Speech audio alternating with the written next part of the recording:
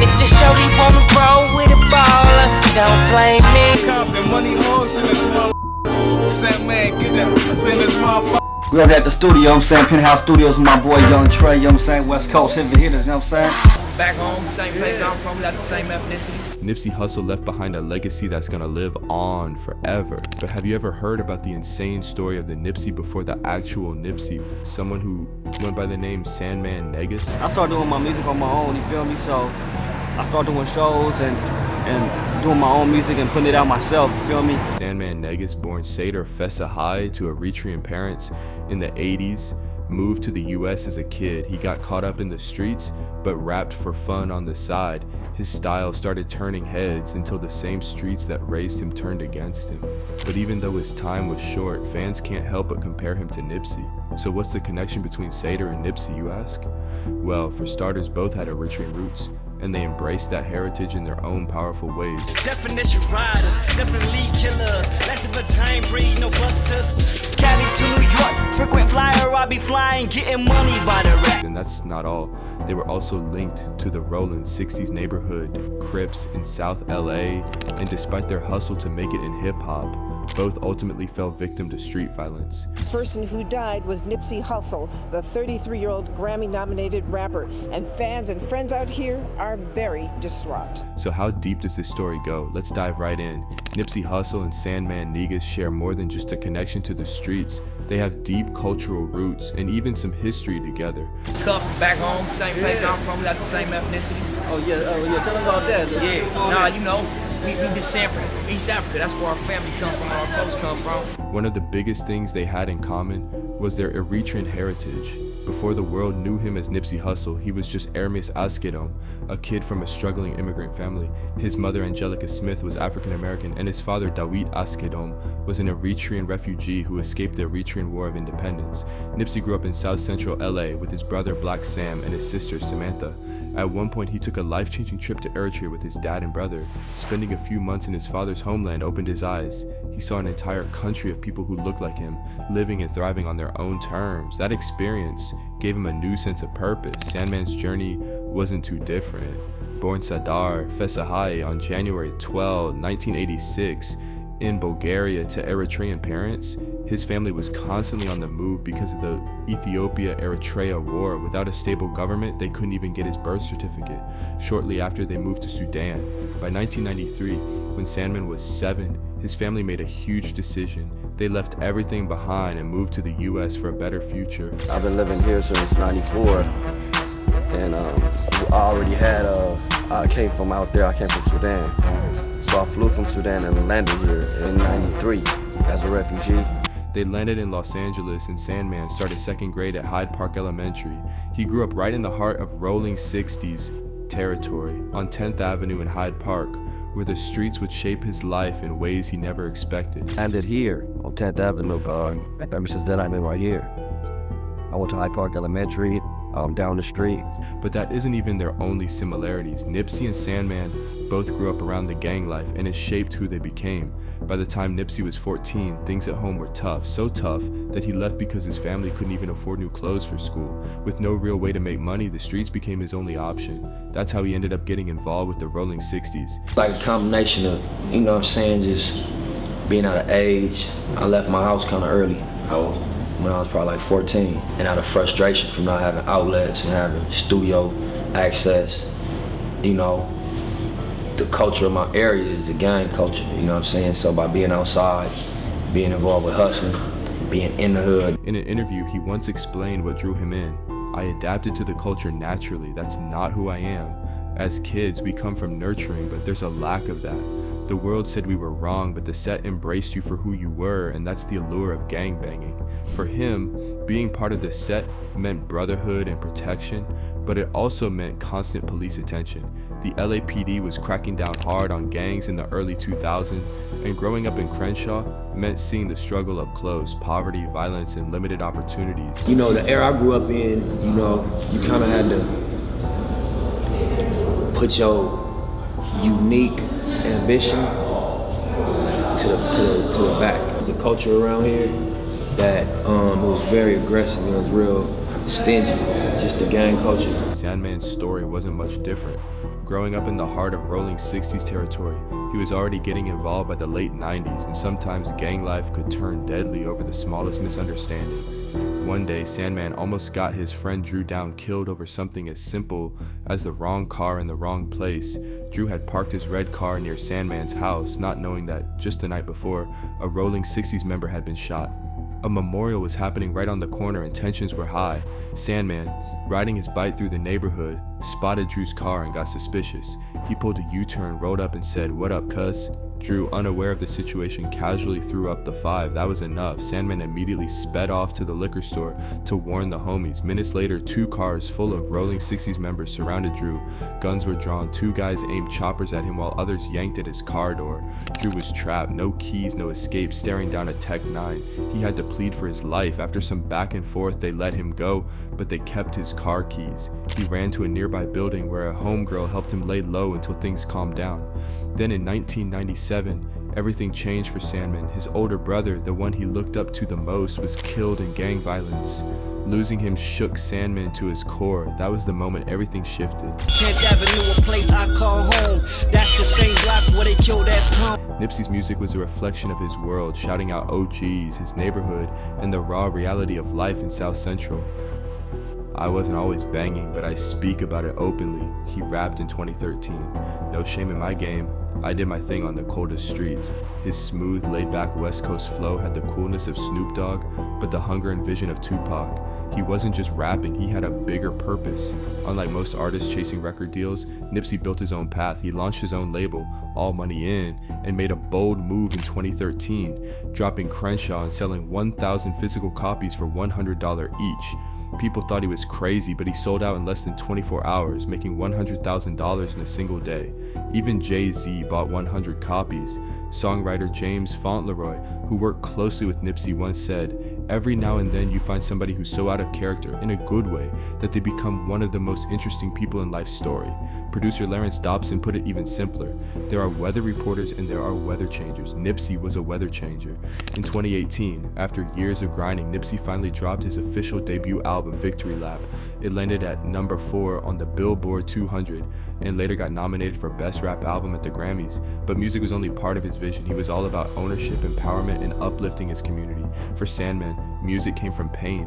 Losing his brother to street violence pushed him towards rapping and writing, and that's when Sandman Negus was born. He grew up in a strict household. His father kept him disciplined, but he still found ways to rebel as a teenager. He worked at his family's gas station on Florence and Crenshaw, but his real passion was always art, whether it was making music, sketching, or painting. By 2005, his talent was getting noticed. Yahoo and Pepsi recruited him as a West Coast representative for a segment called Make Pass. Raised in the hood, born in the Middle East, where you see bones on the ground, people getting seized. Around that time, he also started working with Big U, who was just starting out as a manager. In fact, Sandman was actually one of the first artists Big U worked with under his Unique Music Entertainment label, way before he shifted his focus to Nipsey Hussle. Sandman Negus, coming at you. Got next. No, you got now. Watch you. Back in 2011, the LAPD was investigating an officer-involved shooting near Crenshaw and Slauson, the same intersection that would later be the heart of Nipsey's Marathon brand.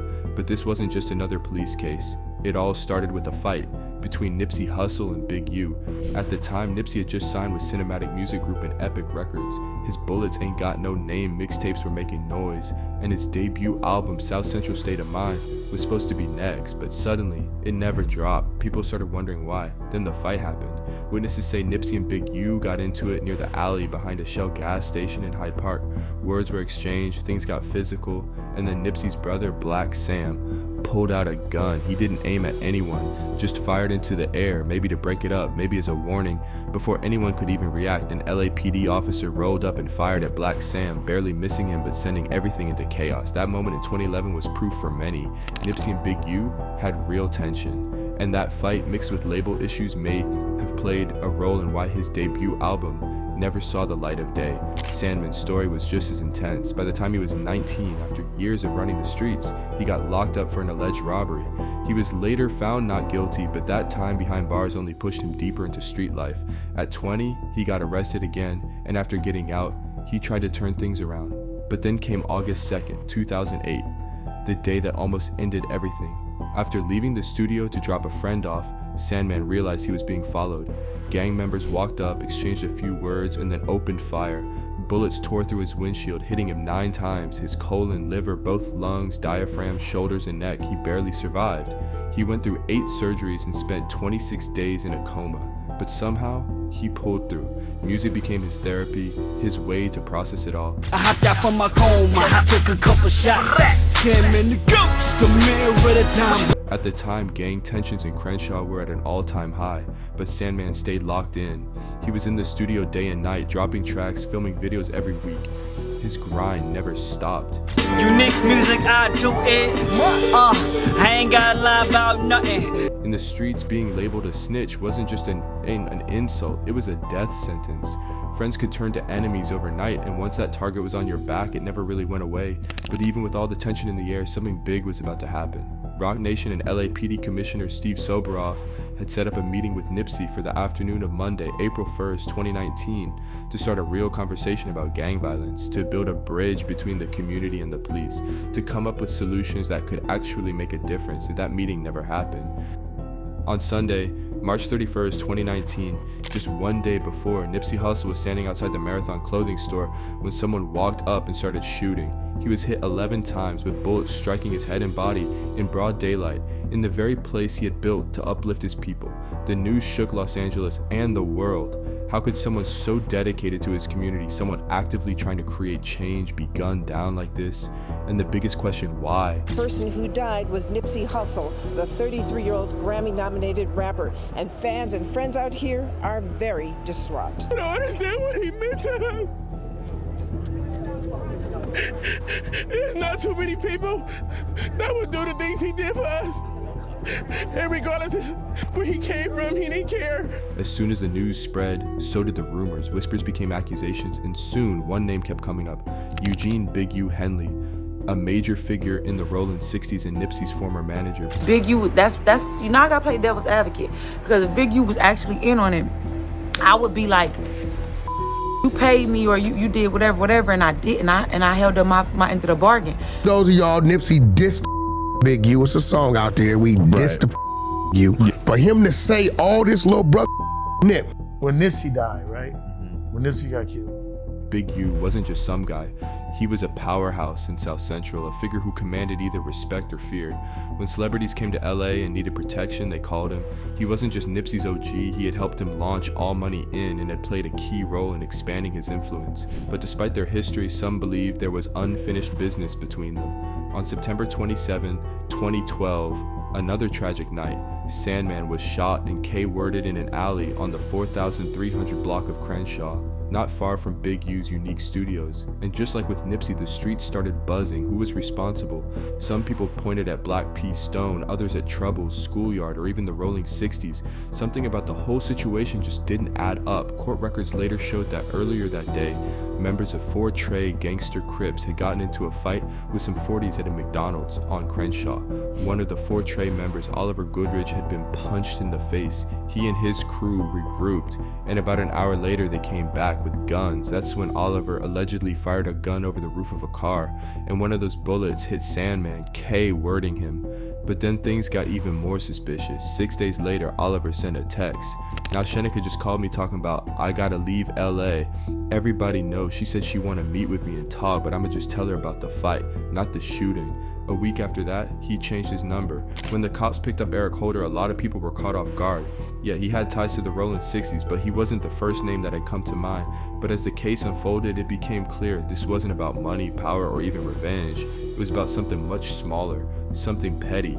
That day, Holder and his girlfriend had pulled into the parking lot near Marathon Clothing to grab some food. Just another regular afternoon, but then Holder saw Nipsey. What happened next? A conversation, just words, nothing heated, nothing wild. Nipsey allegedly brought up a rumor he'd heard Holder had been snitching. No accusations, no threats, just a passing comment, but something about it got under Holder's skin. Where he's from, when you get called a snitch, it's traumatizing. It's basically the worst thing somebody could say to you, so he's saying he snapped. A lot of the his own hood, they gonna feel like Eric Holder was in the right and he did what he was supposed to do as a gangster, as a street. He asked Nipsey straight up, "So you've never snitched, or have you?" Cause I guess the way he was just like, cuz, and you ever snitched on somebody, cuz this, cuz that. That's what Nipsey was saying? And that was it. He walked off, got back in the car, left, but he wasn't letting it go. As his girlfriend drove around the block, Holder pulled out a gun, loaded it, and told her to stop the car. "I'll be right back."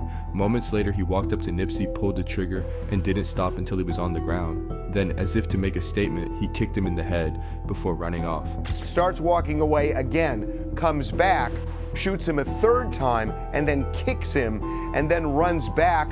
On April 2nd, 2019, Eric Holder was arrested, solitary confinement, 1 count of first-degree murder, 2 counts of attempted murder for the bystanders who got hit, weapons charges. His defense? He claimed he never meant to K-word Nipsey, that it was a heat-of-the-moment thing, but the jury wasn't buying it. The prosecutors laid it out. Holder had time to think. He left, he loaded his gun, he came back. That wasn't a split-second decision. That was premeditated murder. Didn't matter if he planned it for weeks or just a few minutes, he made the choice. On July 6, 2022, the verdict came in. Guilty of first-degree murder and 2 counts of attempted voluntary manslaughter. And on February 22nd, 2023, the sentence, 60 years in prison. Hip-hop star Nipsey Hussle was gunned down in 2019, and today, his killer, Eric Holder Jr., was sentenced to 60 years to life. And just like that, it was over for Sandman. His story had a similar ending, but with way more questions than answers. 2 months after his death, Oliver was arrested, found guilty of first-degree murder, and sentenced to 50 years to life. But Sandman's family, they never fully believed the official story. Court records showed Sandman had nothing to do with the McDonald's fight. He wasn't even there when Oliver got jumped. But on the streets, people talked, people whispered. Some said the Rollin 60s had something to do with it, that maybe there was more to the story, and maybe there always is. When the news broke that Nipsey was gone, the whole city felt it, like a gut punch that knocked the air out of LA. This wasn't just another tragedy, this was different. Nipsey wasn't just a rapper, he was a leader, a visionary, someone who wasn't just talking about change. He was out there making it happen. He built businesses, created jobs, put money back into the community, and showed people that they could own, not just rent. And the most heartbreaking part, he was supposed to be in a meeting with LAPD officials and Rock Nation the very next day, April 1st, 2019, talking about how to stop gang violence, how to bridge the gap between law enforcement and the community. A man who had once been in the life was now trying to end it. But instead of sitting at a table discussing solutions, his name was being whispered through candlelight vigils. People from all over came together to mourn, to celebrate, to reflect.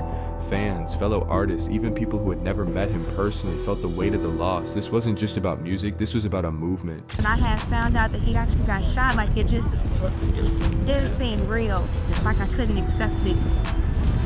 And I think what hurts the most about it, it's okay, but is that it's just so relatable. His songs weren't just bangers, they told stories, carried messages, and reached far beyond the streets of Crenshaw. But Nipsey's impact, it was always bigger than music. He believed in ownership, in building wealth, in breaking cycles. He proved you didn't have to leave your neighborhood to make it. You could stay, invest, and turn it into something better. He didn't just rap about success, he gave others the blueprint to get there. His death hit hard, not just because of the loss, but because it was another reminder of how violence keeps taking the very people trying to change things. People were angry, frustrated, tired, demanding justice, not just for Nipsey, but for everyone caught in the same struggle. And yet his legacy, it refuses to fade, and the businesses, the mindset, the energy he brought, everything he stood for, still pushes people to dream bigger, to take ownership, to build something real. Despite his past, despite the Rollin 60s ties that some never let him shake, he was never just another gang member. He was something else entirely. A visionary, a builder, a man who understood the power of giving back. That's why in 2017, he and Black Sam opened the Marathon clothing store, not on Fairfax, not on Melrose, but right in the heart of Crenshaw. His mission was clear: buy back the block, create jobs, keep the wealth in the community. And he didn't just hire anyone. He gave jobs to people fresh out of prison, gave young kids a chance to earn, helped OGs getting back on their feet. I seen my brother get out here and grind, saying he was gonna do something, and was able to stay focused throughout anything that was going on in life. He was able to execute his plan.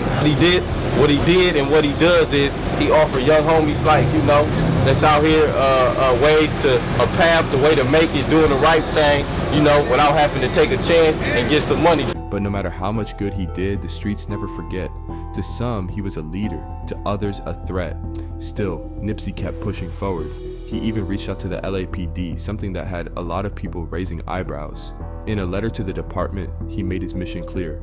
Our goal is to work with the department to help improve communication, relationships, and change the culture between LAPD and the inner city. We want to hear about your new programs and goals, as well as how we can help stop gang violence and help the kids in Crenshaw. For someone who grew up in a world where cops were the enemy and snitches didn't survive, that move was unheard of. But that was Nipsey, always moving different, always thinking bigger. And while his name still echoes in the streets, not everyone's story carries on the same way. Take Sandman, for example. He might not be a household name, but his impact on his city's hip-hop scene, undeniable. Some legacies shine in the spotlight, others stay in the background, but real ones, they never fade. At the end of the day, just like Nipsey, Sandman used music to rise above it all, to carve out a lane for himself, to take care of his people, to turn struggle into something bigger. Their stories had parallels, their paths crossed, but by the time Sandman was gone, word was that he and Nipsey weren't exactly seeing eye to eye.